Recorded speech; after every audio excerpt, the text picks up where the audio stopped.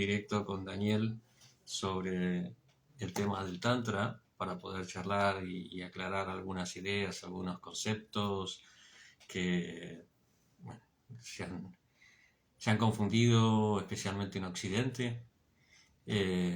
Pero bueno, estamos teniendo algunos inconvenientes para poder conectarnos. A ver si puedo darle paso a Daniel.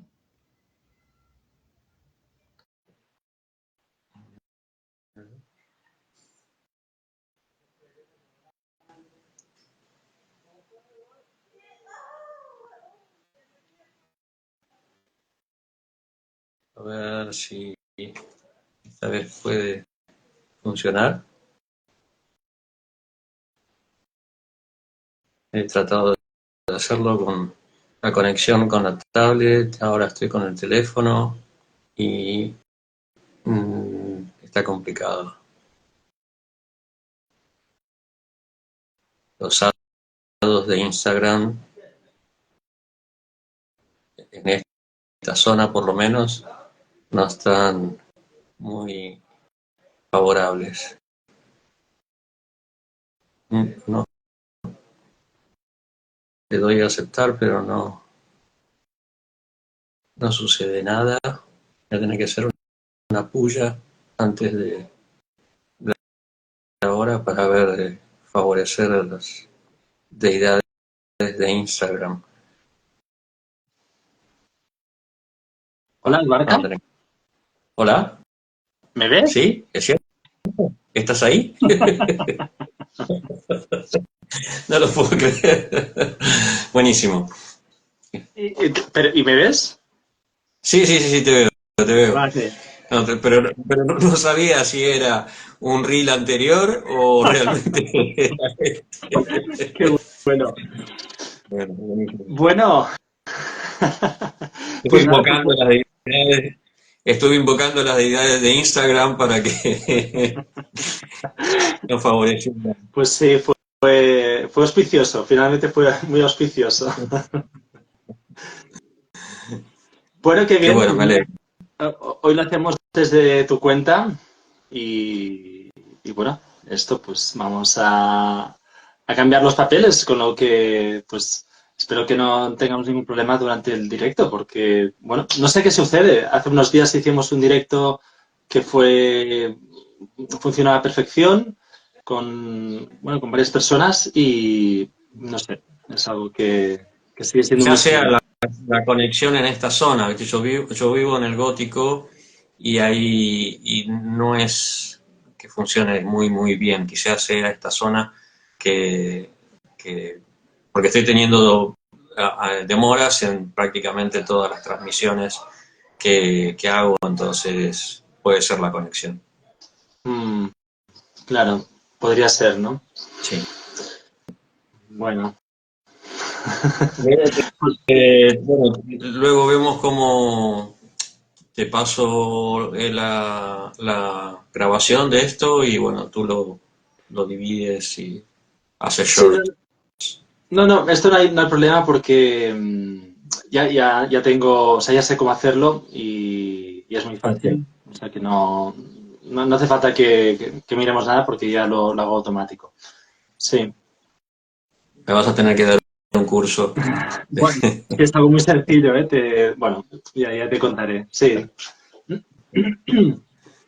Bueno, Entonces, hablamos sobre el Tantra. vamos al lío, sí, vamos al lío que sé de personas que estaban interesadas y que, bueno, es un tema que suscita siempre mucha curiosidad. A mí, no sé, pues ya desde los inicios de mi práctica, ya me acuerdo que se hablaba mucho, o sea, se oía en mis círculos, ¿no? En los que me movía, pues se oía hablar mucho sobre el Tantra, ¿no? Sobre algo entre exótico, esotérico, pero si ya la India ya lo era en general, ¿no? Pues esto era como digamos, la guindilla del tema, ¿no? Y siempre se creaba pues un halo de misterio en relación a las prácticas tántricas, en fin, ¿no? A las prácticas avanzadas, por ejemplo, dentro del budismo.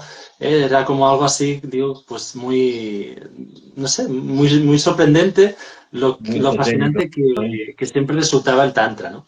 Hablar de Tantra, ¿no? E incluso yo creo que hoy día pues sigue siendo así, sigue siendo como nombras la palabra Tantra, ¿no? Y ya nos vienen como unas asociaciones muy, muy automáticas y sobre todo en relación pues a sistema de chakras o sistema de energías, pero también fácilmente se relaciona con la cuestión sexual, con la energía sexual, con la kundalini, ¿no? Entonces es como que se activan una serie de automatismos y cuando uno se pone a estudiar con un poco más de detalle, se da cuenta de que el Tantra, bueno, es muy amplio y yo creo que era interesante e importante hacer este directo. Sí, en realidad yo te diría que el 80% o quizás más del hinduismo es tántrico. Mm, mm, O sea, podemos dividir entre lo que es védico o vaidika y tántrica o tántrico. Eh, lo védico en realidad estaba más orientado, prescrito para otras eras. En el Kali Yuga, las prácticas en general del hinduismo son más tántricas. mm, Hay dos tipos de tantra, o sea, el tantra que se conoce en Occidente, que se relaciona con el aspecto sexual especialmente, se llama Vama Tantra, que quiere decir el tantra de la mano izquierda.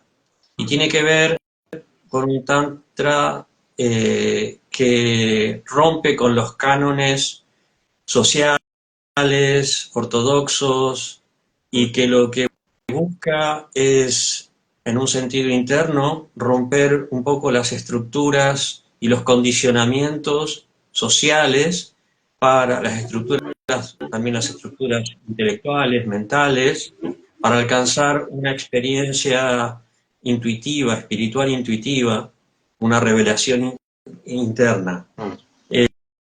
Eh, y bueno, eso lo realiza a través de distintas prácticas. Después tenemos el Tantra de la mano derecha o el Dakshina Tantra, que es más ortodoxo, ¿no? Por un lado, el Tantra de la mano izquierda va a hacer estas prácticas, como por ejemplo el intercambio energético sexual entre un hombre y una mujer, eh, de una forma yógica, ¿no? Porque la idea es que voy a rebobinar un poquito, ir a la base del Tantra. ¿Qué es el Tantra? Eh,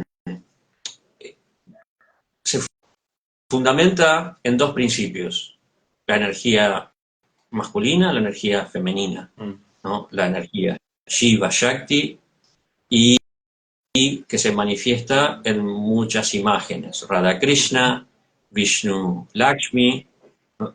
O sea, básicamente es que la verdad tiene dos aspectos. mm, Es una, el Tantra en general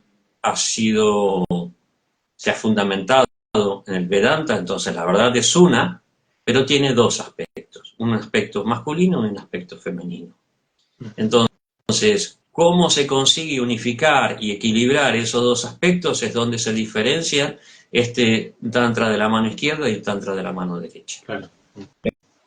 Lo que se busca, por ejemplo, en el Tantra de la mano izquierda, a través de las prácticas sexuales, hay un ritual que se llama Panchamakara, que son los 5 M's, en las cuales el practicante, el yogi, consume distintas sustancias que son no aceptadas por la sociedad ortodoxa o por los principios védicos, que son mamsa, carne, eh, mada, el alcohol, matsya, el pescado, mudra o los granos tostados, granos muy energéticos, que tienen como finalidad aumentar la energía, especialmente del hombre. Mm, Y finalmente, para conducir, para estimular Maituna, que es la relación sexual. Porque se considera que la energía está en el lado femenino, la mm, Shakti. Entonces, a través de esa relación sexual, el hombre debe contener su semen y tratar de tomar la energía de la mujer, no perder esa energía en la forma de la eyaculación. Entonces, el Tantra se basa en eso. Incluso ha influenciado también al taoísmo. El taoísmo alquímico, el taoísmo esotérico, ha tomado estas prácticas de contener la energía sexual para reciclarla o fortalecer la parte interna, la energía interna. En el Tantra de la mano derecha se ha considerado que esta práctica de este intercambio entre la energía masculina y femenina se puede hacer internamente, que no hace falta que haya una unión sexual. Y eso se desarrolló especialmente en la tradición Nata, la tradición de los Nata Yogis, que fueron quienes desarrollaron lo que nosotros conocemos hoy en día como Hatha Yoga. El Hatha Yoga se fundamenta en esta visión dual de Ha y Ta, sol y luna, ¿no? Energía positiva y negativa. Exacto. Porque en nuestro cuerpo tenemos estas dos polaridades y que se van alternando continuamente, se van alternando cada 2 horas, cambia, una se vuelve más fuerte, a las 2 horas se vuelve más fuerte la otra. Entonces lo que busca el Hatha Yoga es equilibrar, alcanzar un equilibrio perfecto para armonizar y en última instancia unir estas dos polaridades en los niveles superiores del cuerpo y de la conciencia. Y de esa manera alcanzar la iluminación. Entonces, todas las prácticas que se dan, por ejemplo, en el Hatha Yoga, el pranayama, los asanas, los mantras, los mudras, todas las, especialmente los mudras son las prácticas más, no los mudras, los gestos con las manos, sino los mudras en el Hatha Yoga es una práctica mucho más compleja, en la que se combinan diferentes pranayamas, diferentes asanas, para canalizar, sí, para canalizar, ¿no? Por ejemplo, Kechani Mudra consiste en llevar la lengua hacia atrás, pero no hacia atrás del paladar, sino hacia atrás hasta la glándula pineal. O sea, es una técnica muy compleja que a veces, si uno no conoce mucho y se describe, da un poco de temor. Bueno, hay que cortarse el frenillo, bueno, alargarse la lengua. Es una práctica bastante ascética, tipo fakir, ¿no? Y lo que se busca a través de esto es poder llevar, ¿no?, a través de la manipulación de la energía con todas estas prácticas, poder despertar Kundalini y llevar esa energía por el canal central de Sushumna. A lo largo de nuestra columna, nosotros tenemos, en todo nuestro cuerpo tenemos nadis, que son canales de energía. Pero el canal más importante es el canal que pasa por la columna, ¿ok? No es algo físico, no está en una plataforma energética, en una dimensión más abstracta, no es que se puede identificar con la médula espinal, por ejemplo, o con los ganglios espinales. O sea, se ha tratado muchas veces de hacer esto, pero no es así, es más sutil. Entonces, está ese canal que es el más importante, que es por donde idealmente, cuando se despierta Kundalini, se trata de llevar la energía. Pero a lo largo a los lados de este canal, hay 2 canales que se van entrelazando, que representan eso, o que están formados por esa energía solar y lunar. Entonces, todas las prácticas de yamas, niyamas, o sea, las prácticas de purificación, todos los kriyas que se dan, por ejemplo, en el Gheranda Samhita, en los textos tradicionales del Hatha Yoga, son para, por un lado, purificar el cuerpo, que los canales estén bien limpios y que la energía pueda fluir libremente, y por otro lado también para fortalecer la mente de manera que no, porque la energía va donde va la mente, entonces, Claro. de manera que la energía no se desvíe, porque si la energía, en vez de entrar en el canal, si supongamos que yo despierto Kundalini, pero si yo no tengo la suficiente capacidad para dirigir la energía por Sushumna y la energía entra por cualquiera de los otros dos canales, se produce un desequilibrio no solo energético, un desequilibrio mental, o sea, puede producir un estado de presión o de excitación extremo, o sea, una fluctuación, una bipolaridad Neurosis. muy, muy Una fuerte. neurosis. Sí, por ejemplo, Shivananda, Swami Shivananda, decía que es despertar Kundalini sin tener la capacidad para dirigirla correctamente, es como darle a un niño una manguera de bombero, ¿no? Con toda la potencia y soltar todo el agua. Con toda la potencia que esa tiene, uno tiene que tener la fuerza para poder dirigir el chorro, ¿no? Un niño empieza a volar para un lado y para otro. Bueno, él hacía esa comparación para dar a entender lo complicado, lo delicado que es esta práctica. Y, y por el otro lado, o sea, las prácticas en el Vama Tantra, las prácticas sexuales también son muy difíciles, muy complicadas, porque si uno no tiene la fuerza suficiente para contener y pierde esa energía, bueno, en ciertos círculos, en ciertas tradiciones, el maestro podía castigar al discípulo si veía que perdía semen, podía castigarlo severamente. Entonces, es algo muy, muy amplio, ¿no? Y esto es, digamos, eh, más fuerte, más, está más establecido en la tradición Shakta, ¿no? En el budismo tenemos fundamentalmente tres religiones distintas, que son el Vaishnavismo, ¿no? Que se adora a Vishnu, tenemos el Shaktismo, que se adora a la Shakti o la energía femenina, y a Shiva, ¿no? El Shaivismo, que se adora a Shiva.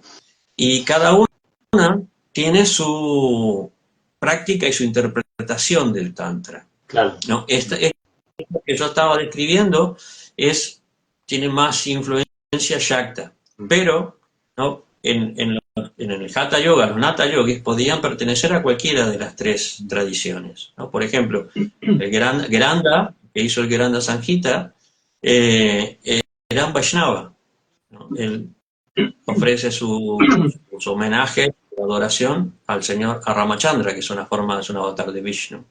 El Hatha Yoga Pradipika de Swatmarama, Swatmarama era un Shaiva, y así, ¿no? Entonces, el Tantra está prácticamente casi todo el hinduismo de diferentes formas. Lo que pasa que en Occidente se dice Tantra y la mente enseguida asocia con las prácticas sexuales, no digo eróticas porque eso tiene más que ver con el Kama Sutra, pero sí las prácticas sexuales. Sí.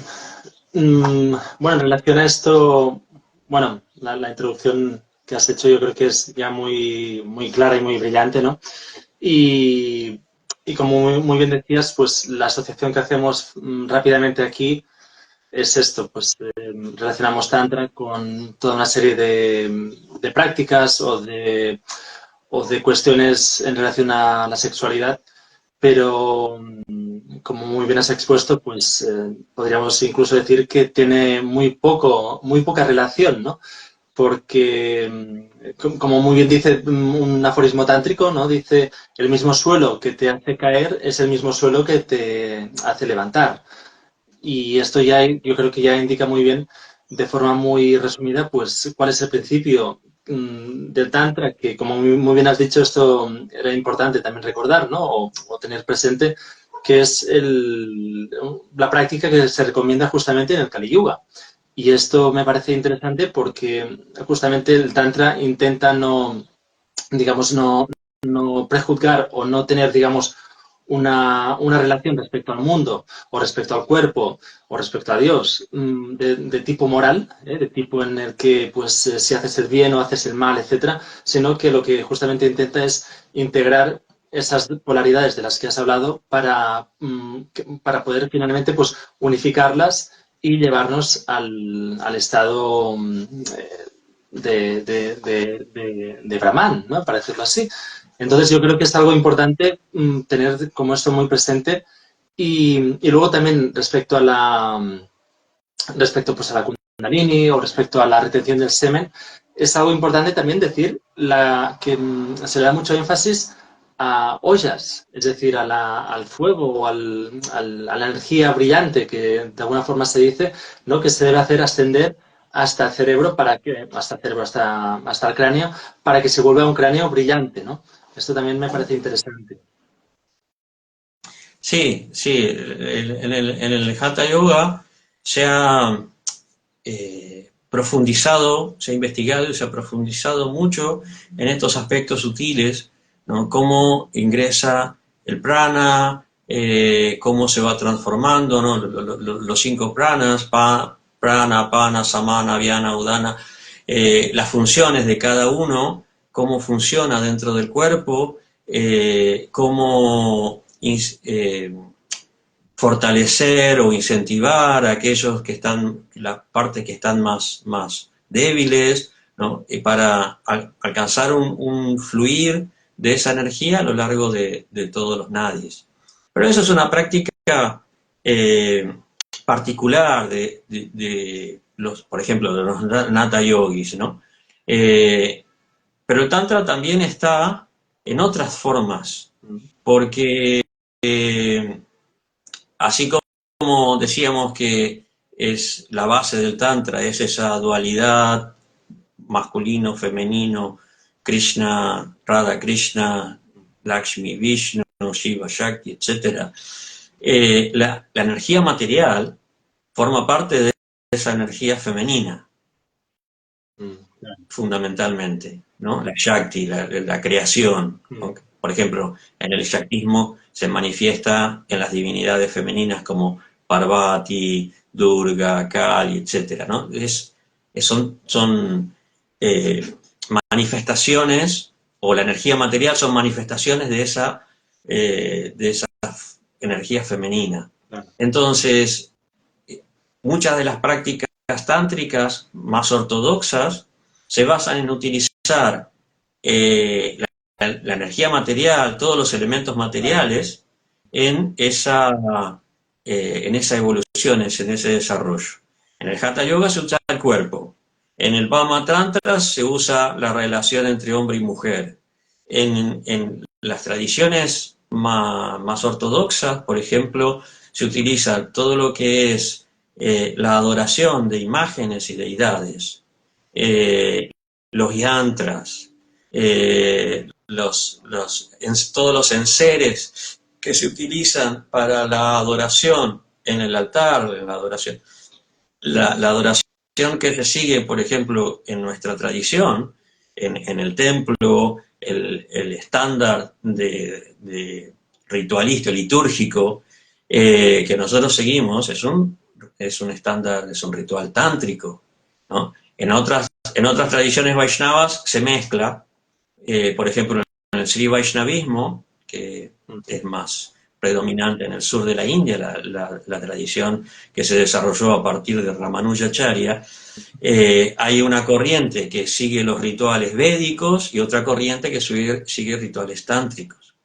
Y hay muchas escrituras que explican como la filosofía, los conceptos básicos o fundamentales del tantrismo y explican los rituales, ¿no? Estos se llaman en forma genérica tantras, ¿no? Y se identifican como ágamas y en el Vaishnavismo se llaman pancharatras. ¿No? Pancharatra porque pancharatra significa las 5 noches. Uno de los historias que se relatan en los Puranas es que cuando Brahma recibió el conocimiento védico, después de un tiempo se lo robaron. Dos asuras le robaron el conocimiento védico. Entonces, Vishnu, en la forma de uno de los avatares, Hansa Avatar, nuevamente le reveló el conocimiento védico en 5 noches. Esos son los Pancharatras. Qué bueno.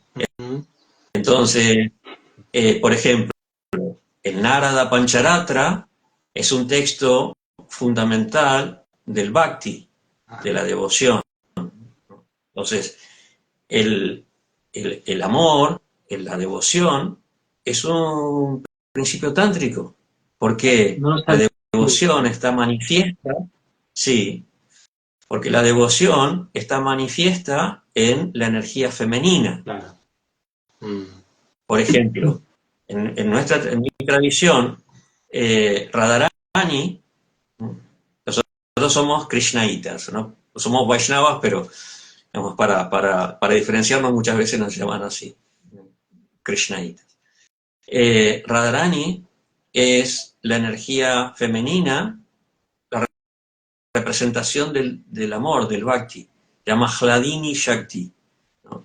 En nuestra tradición hay el Señor se manifiesta 3 tipos de Shaktis, ¿no? Y la más importante es Hladini, Sandhini, Sambit y Hladini, que es la energía que facilita o que es la base de la conciencia, la energía que es la base de la existencia, ¿no? De la eternidad de la existencia, y la energía que es la base de la felicidad, del amor, de la bienaventuranza, del éxtasis. Radharani es Hladini Shakti, y cuando nosotros decimos, por ejemplo, Hare Krishna, Hare es Radharani, es Hladini Shakti. Entonces, a través de esta, no decimos Hare Krishna, estamos hablando de la energía femenina, la energía masculina, en el absoluto, ¿no? Que son uno. Qué bueno. Por ejemplo, el Chaitanya Charitamrita, en el comienzo, Krishnadas Kaviraj, el Chaitanya Charitamrita es la literatura, la biografía más importante de Chaitanya Mahaprabhu, el fundador de nuestra tradición. Y ahí, en el comienzo, Krishnadas Kaviraj dice, la verdad absoluta se ha dividido en 2, Krishna y Radha. Wow. Entonces, cuando nosotros cantamos, adoramos, meditamos, repetimos el mantra, es una práctica tántrica, Tántrica, porque ¿eh? estamos... Sí. Sí, si me permites, claro, Sí. bueno, me asaltan muchas cuestiones, así, preguntas y temas que me gustaría tratar, no estirando del hilo de cada uno. Pero bueno, hay algo que sí que me gustaría señalar como más en genérico, que es la cuestión de que uno cuando se aproxima, por ejemplo, a la tradición de Srila Prabhupada o de Chaitanya, es decir, pues la Krishnalita, a la que perteneces, cuando uno se aproxima, la noción que uno tiene de esta tradición es que es, digamos, por un lado, que es monista, es decir, monista en un sentido de la deidad, ¿no? Que todo pues desemboca hacia un uno, digamos. Esto es algo que en los directos anteriores, por ejemplo, fue algo para mí muy revelador, ¿no? Que uno piensa, pues, esto, ¿no? Pues todo tiende hacia el uno y ese uno es indiferenciado, ¿no? Cuando justamente, pues, el Veda Aveda de Sri Chaitanya, pues es justamente, digamos, incluso me atrevería a decir como lo contrario, o si más no, hay una diferenciación importante entre lo absoluto digamos, para decirlo rápido, el mundo. Sí, Esto por un lado. Y por... una vez me pasó, te cuento algo en relación con esto, una anécdota que me pasó en la universidad.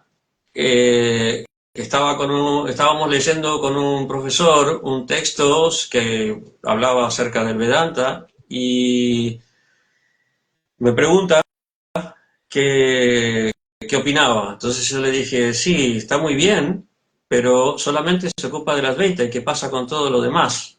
Las otras tradiciones, la tradición de Madhva, de Ramanuja, de Chaitanya, que son duales. Entonces, el texto había sido escrito por Ismael Quiles, el padre Ismael Quiles, que era el fundador de la universidad donde yo estudié, un sacerdote español. Y el profesor era Bernardo Nante, que es un experto en Latinoamérica en Jung. ¿Fue tu profesor, Bernardo Nante, en Sí, serio? ¿Ah, sí? sí, sí, fue profesor mío de religiones comparadas y de mitología. Wow. Entonces, él me dice, sí, lo que sucede es que Quiles pensaba que detrás de esa dualidad que se presenta en Madhva, en Ramanuja, había un monismo. Pero no, o sea, hay un monismo, pero está supeditado a la forma personal dual de Lakshmi Vishnu Radha Krishna, de acuerdo de acuerdo a la tradición.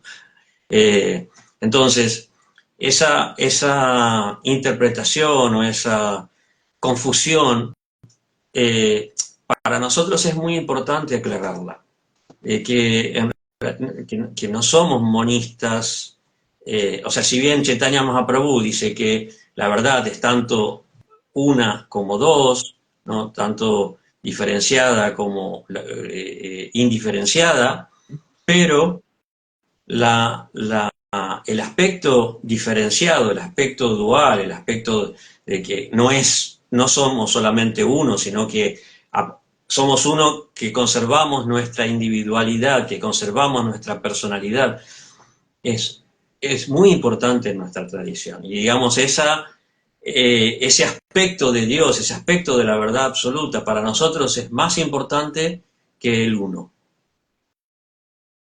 Por eso te interrumpí porque quería aclarar esto. Sí. La luz. Vale, y súper interesante esto.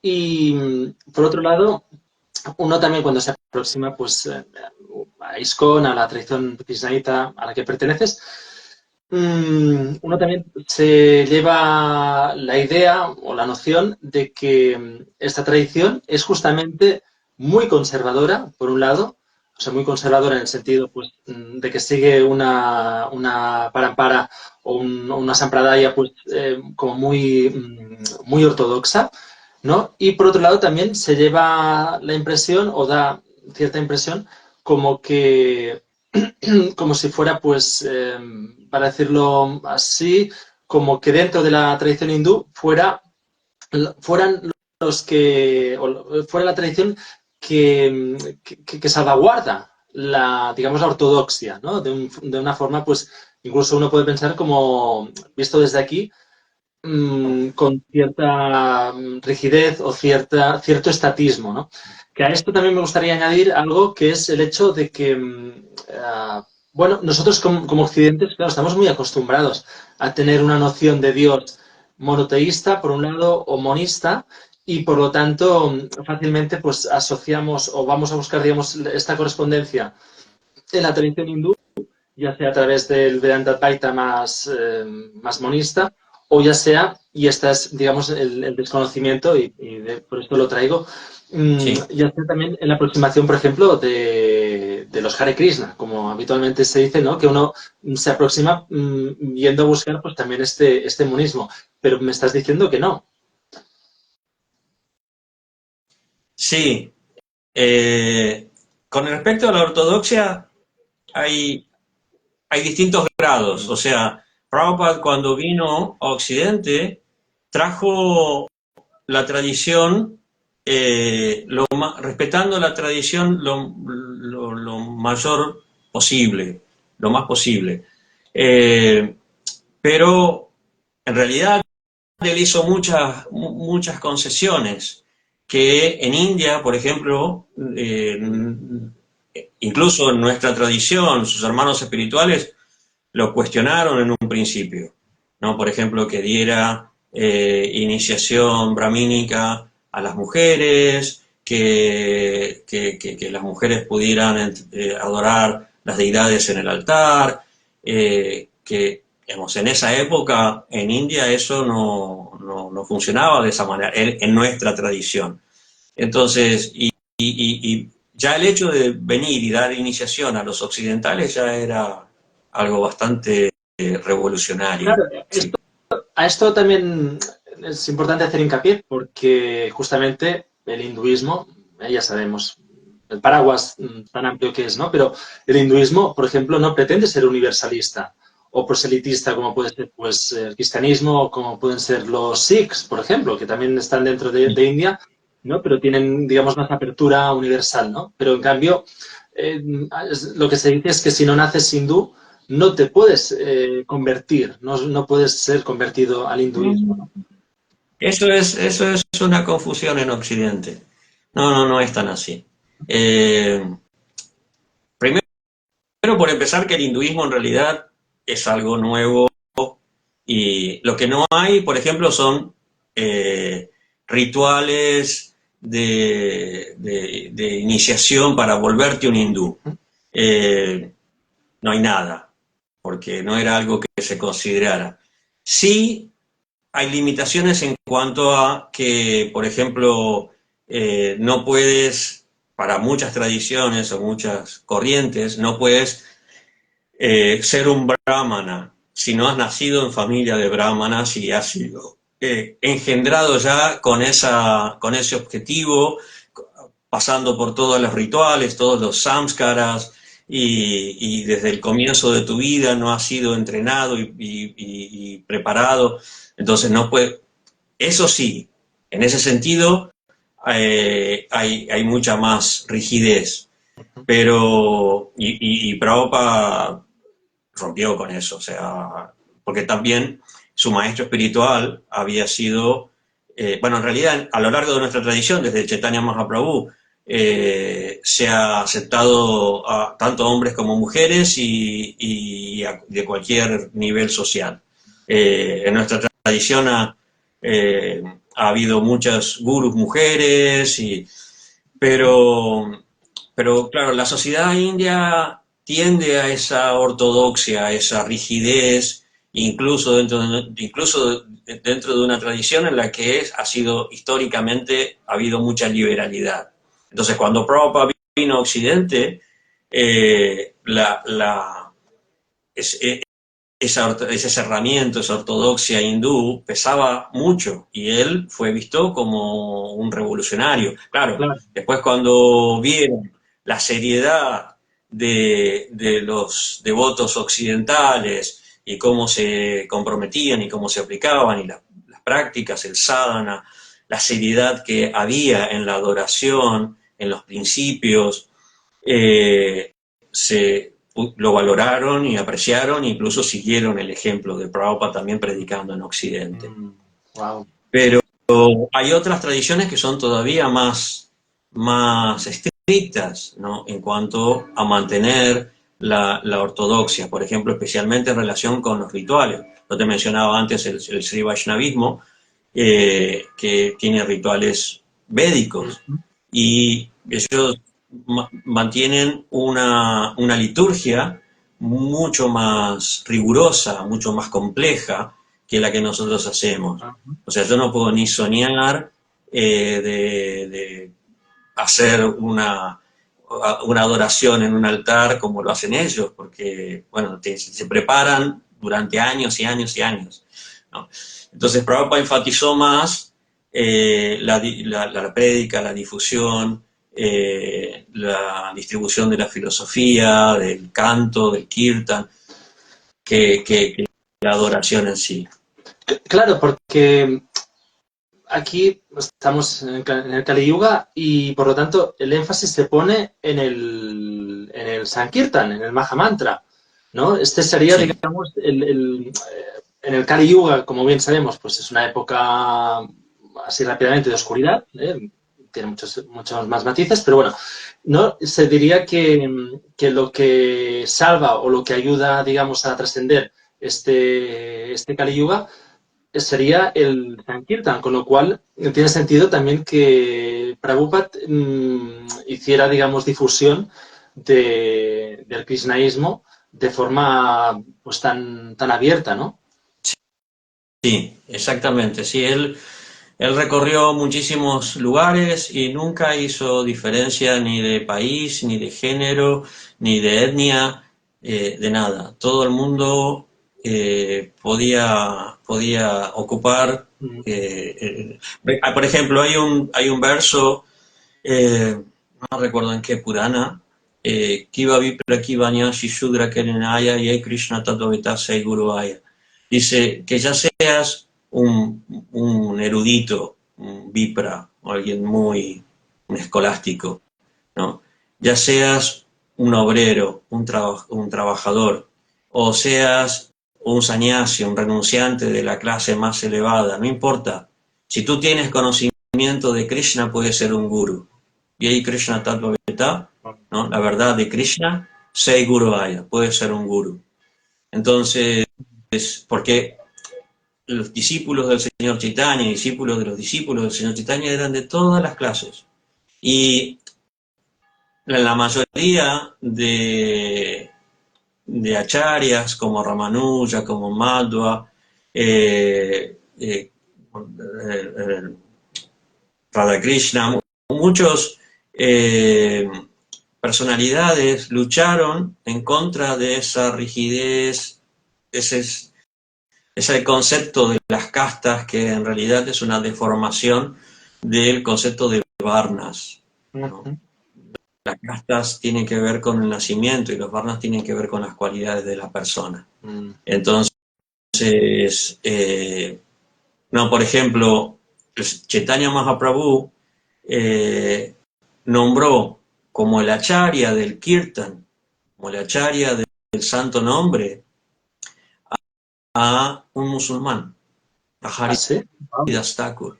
Sí. ¿A quién has dicho, perdona? Haridas Thakur, Haridas Thakur él nació musulmán y adoptó la conciencia de Krishna y cantaba el santo nombre con su rosario casi todo el día, 22 horas al día.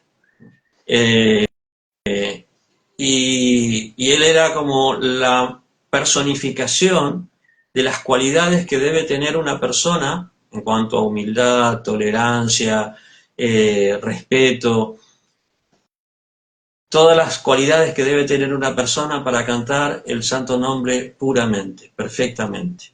Wow. Entonces, Chaitanya Mahaprabhu lo llamó el Namacharya, o sea, el maestro más importante del nombre divino, del nombre de Dios. Wow. Así que podemos ver ahí que esa ortodoxia en el hinduismo o en las tradiciones está mezclada con muchas cuestiones culturales, sociales, que no tienen que ver en realidad con la idea original, con la idea en su base.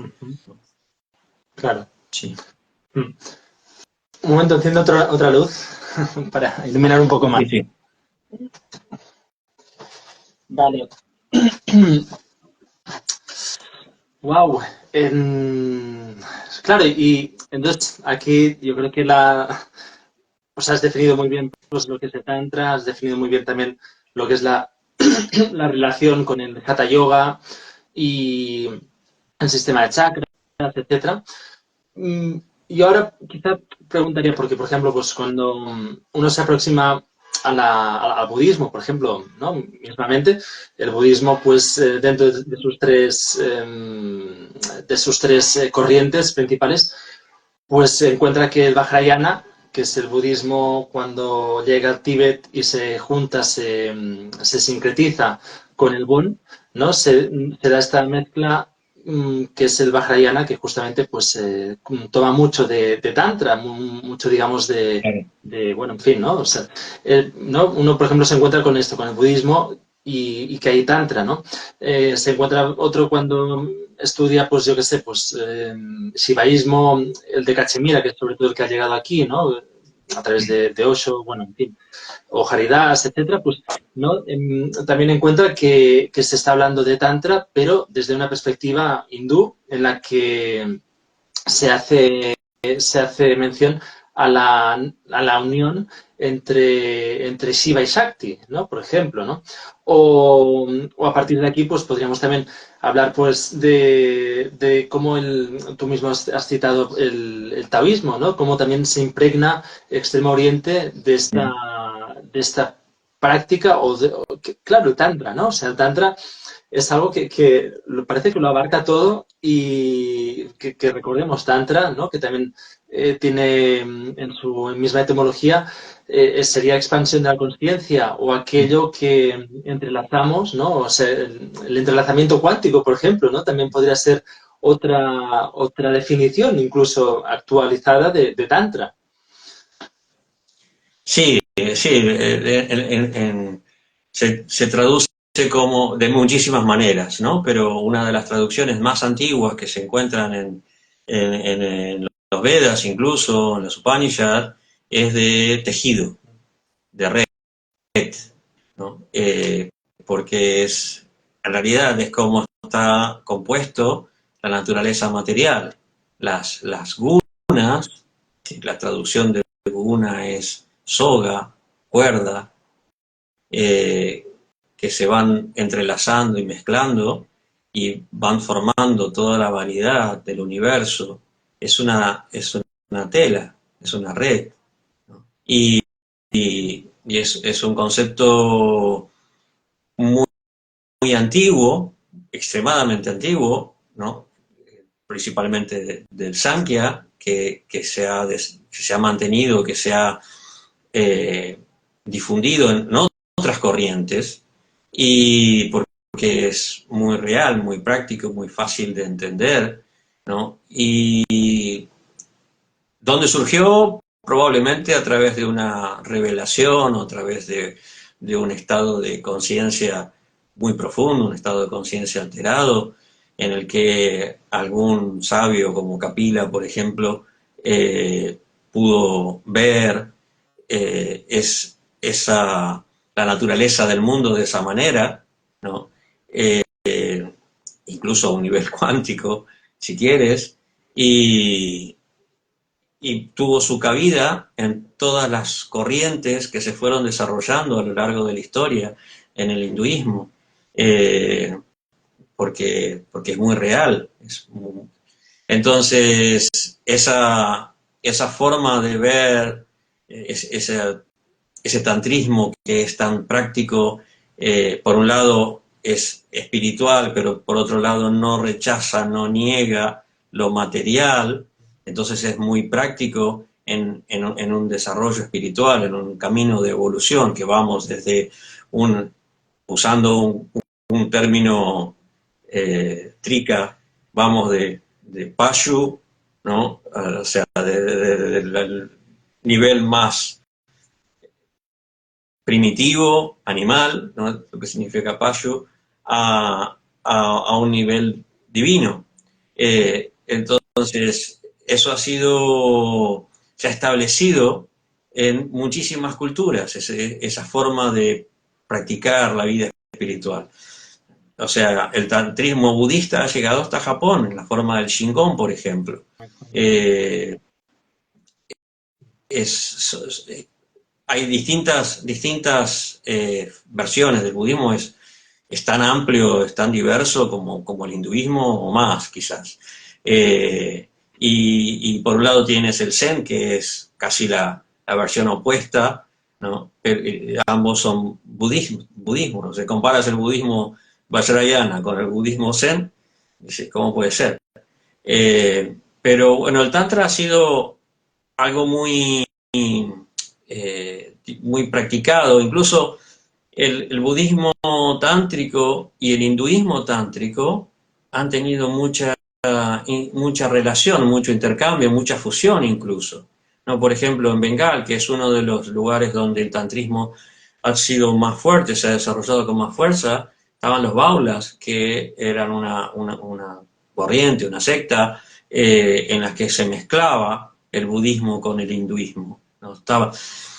Porque todas estas interpretaciones, corrientes que han tomado principios tántricos y por otro lado conceptos más ortodoxos o menos ortodoxos, se han mezclado de tantas formas en la India que es muy difícil poner límites claros entre una tradición y otra. El Shaktismo y el Shivaísmo tienen tanto en común que a veces es difícil decir, por ejemplo, no sé, un Kapalika es Shakta o es Shaiva. Si tienen cosas de los dos, ¿no? Ahora que hablamos, que menciono los Kapalikas eran unos Shaivas que fundamentalmente son Shaivas que llevaban una calavera para recordar la naturaleza temporal de la vida, ¿no? Incluso, bueno, tenían prácticas extremas, son Vama Tantra, prácticas extremas de vivir en los cementerios, de cubrirse con ceniza.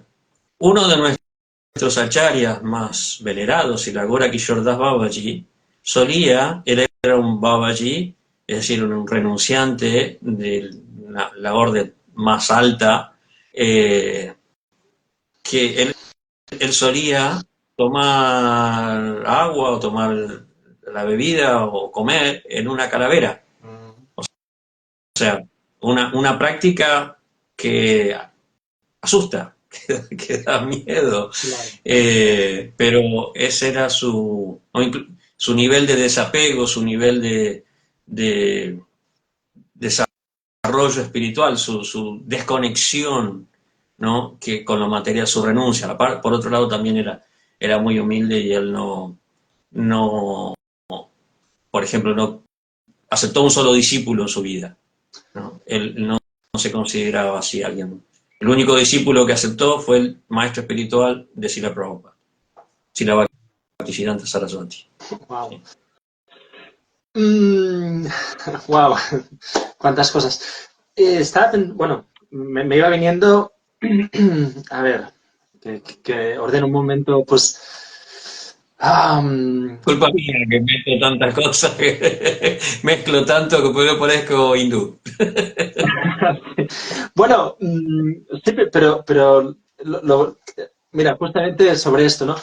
Iba a decir, uno cuando, por ejemplo, pues cuando viaja a India o cuando, pues, no sé, lee, pues, El Fakir, ¿no? Por decir algo, el libro de Ramiro Calle o, no sé, alguna lectura, pues, así más sociológica de India y tal, a uno le da la impresión de que, no sé, pues todos esos renunciantes, todos esos monjes, o sea, toda esa gente parece como que, o una de dos, así muy rápido, o es que están locos, completamente locos, o sea, gente que ha perdido la razón, ha perdido el norte, ¿no? Y por lo tanto, todos practican algo que, no sé, que como que no tiene no sé, como si fuese, para decirlo así, una religión a la carta.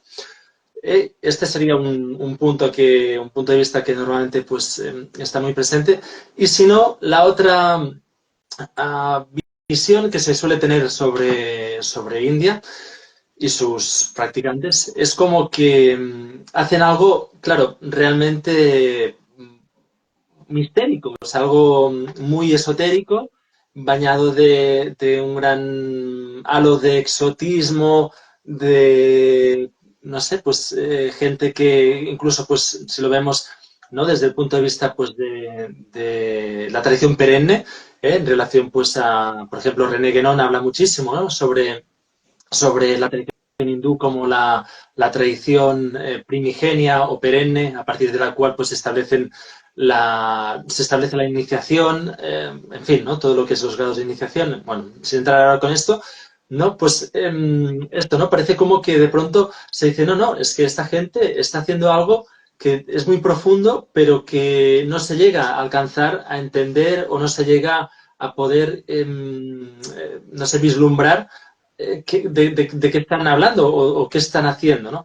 Entonces, esto me parece muy interesante porque oyéndote, uno, y con la claridad con la que lo haces, ¿no? Pues uno empieza a percibir como unos matices, una serie de, pues no sé, el renunciante típico de las tres líneas, ¿no? Con ceniza, por ejemplo, ¿no? Pues estamos, por ejemplo, identificando, y con el tridente, pues podemos identificar que esa persona o ese círculo pertenecen a la tradición shivaítica, Sí, ¿no? sí. Pero por otro lado, uno, por ejemplo, pues también observa que los hindúes todos en general llevan el bindu, ¿eh? Llevan agua aquí, ¿no? Ese color entre rojo, ocre, ¿no? Y en cambio, por ejemplo, pues, por ejemplo, tú no lo llevas habitualmente, ¿no? Entonces, es como que da como mucho juego y a la vez mucho pavor, porque es como, ¿qué será esto tan raro, no? Sí, eh, uno tiene que entender que el místico, antiguamente incluso, se lo llamaban a los místicos los locos de Dios, ¿no? Tiene un comportamiento que para la sociedad mundana o normal es muy extraño, muy extravagante, porque el objetivo es el opuesto. El Bhagavad Gita dice, la hora de despertar para el sabio es la hora de dormir para el materialista y viceversa, ¿no? O sea, hay un orden de prioridades muy diferente. En las tradiciones indias hay toda una gama de locos muy grande. La Sí. diferencia entre ese comportamiento extraño, extravagante y la locura es que no están locos. O sea, una baduta, un agori, uno de estos renunciantes, eh, pueden actuar de forma loca, pero tú, por ejemplo, está la historia en el Bhagavad Purana de Yadavarata, ¿no? Yadavarata era una persona que recordaba sus vidas pasadas, ¿no? Y recordaba los errores que había cometido en su desarrollo espiritual. Entonces, para no cometer esos mismos errores, empezó a actuar como una baduta. No hablaba, hacía todo al revés, ¿no? El padre le decía, el padre le nació en una familia de brahmanas y le decía, bueno, primero te purificas, después cantas el Gayatri. Entonces él cantaba el Gayatri y después se purificaba, todo al revés.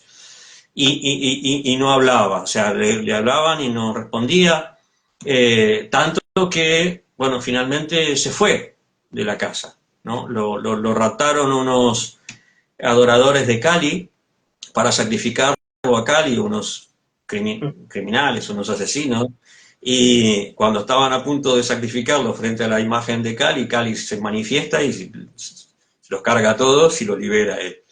Y él, nada, o sea, sigue su camino sin hablar con nadie, sin relacionarse con nadie. En un momento se cruza con un cortejo de un rey, la Jugana, y que se había quedado sin un cargador del palanquín, entonces lo ven a este grande, fuerte, y lo usan de cargador.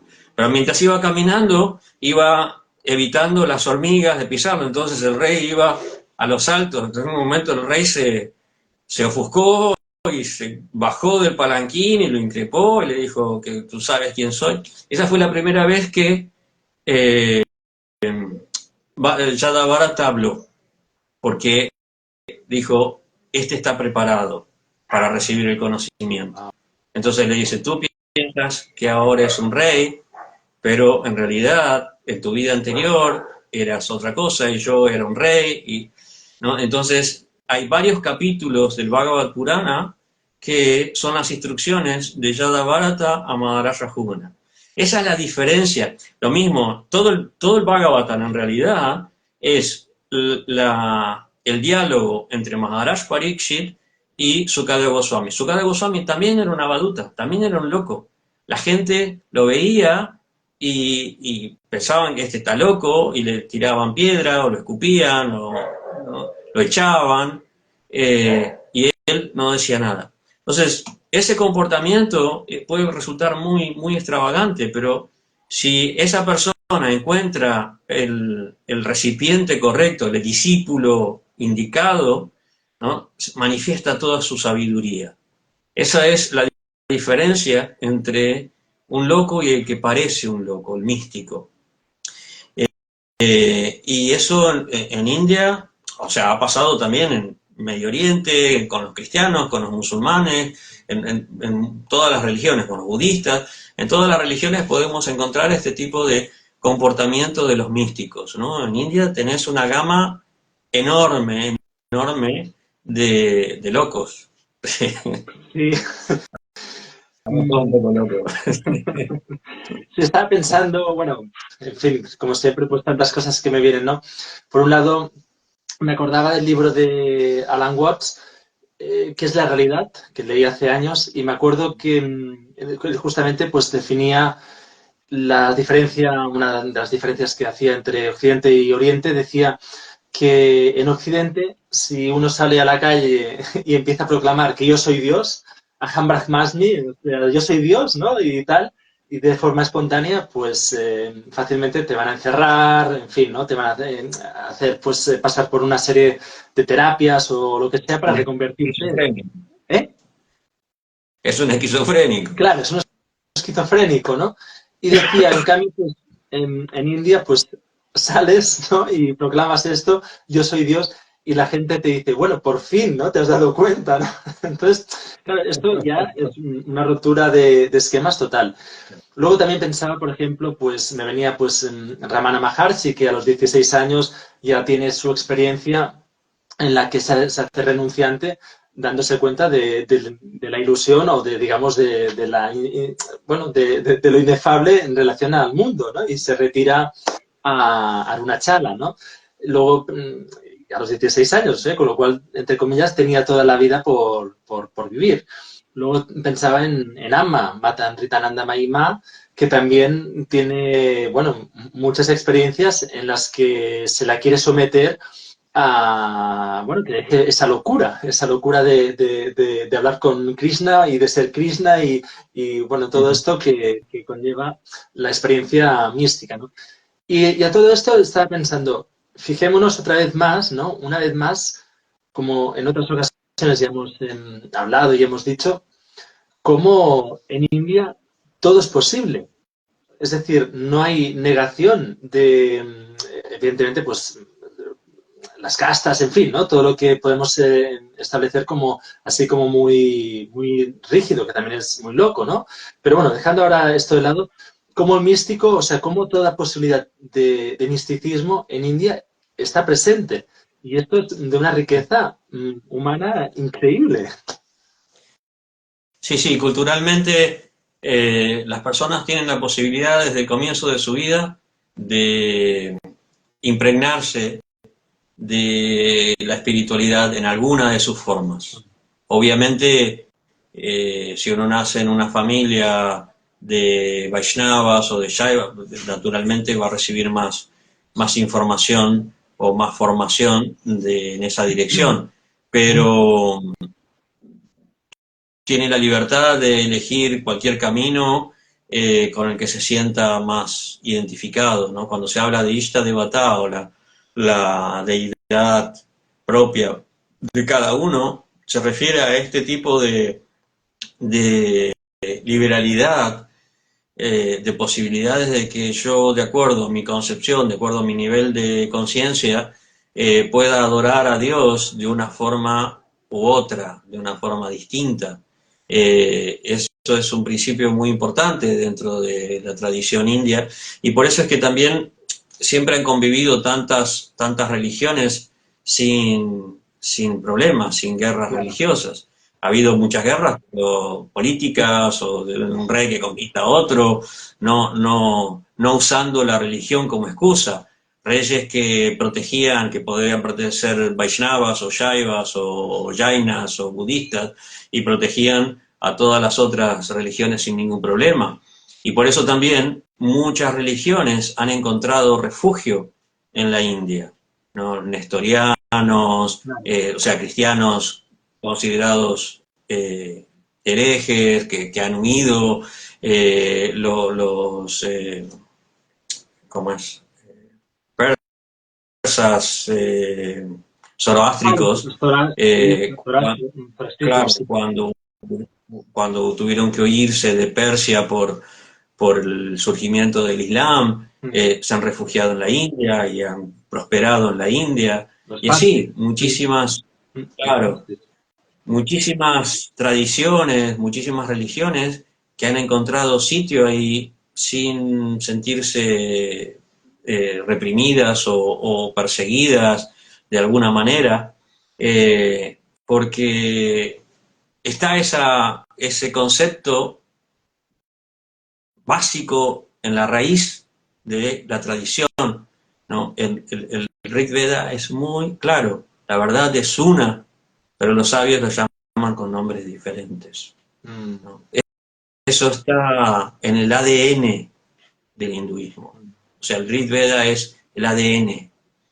De ahí se expande todo lo demás. Entonces, es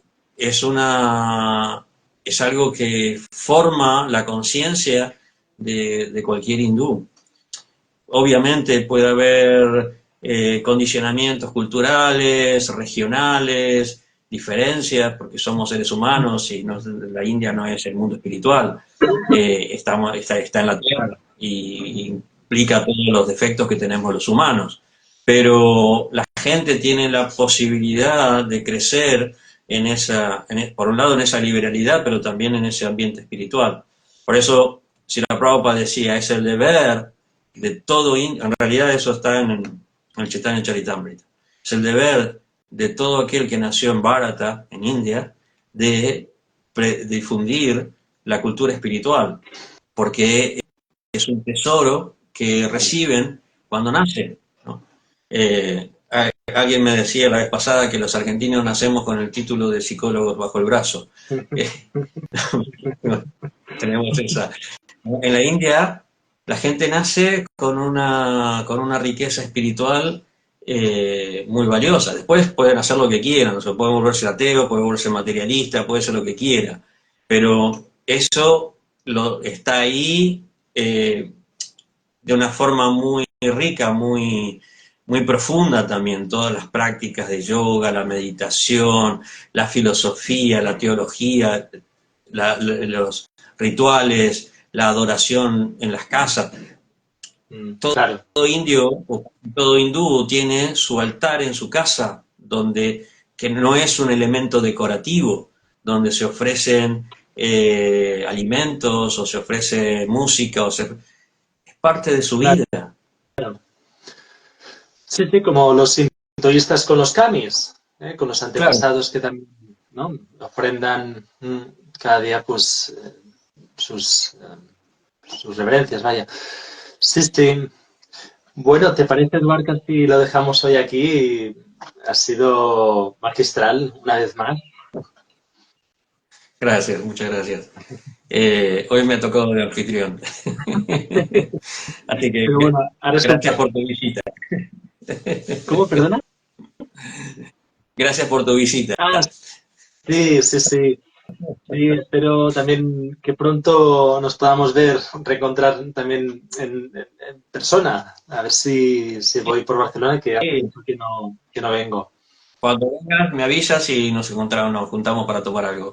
Claro que sí. Bueno, gracias, maestro. Hare Krishna. Seguimos, Hare Krishna.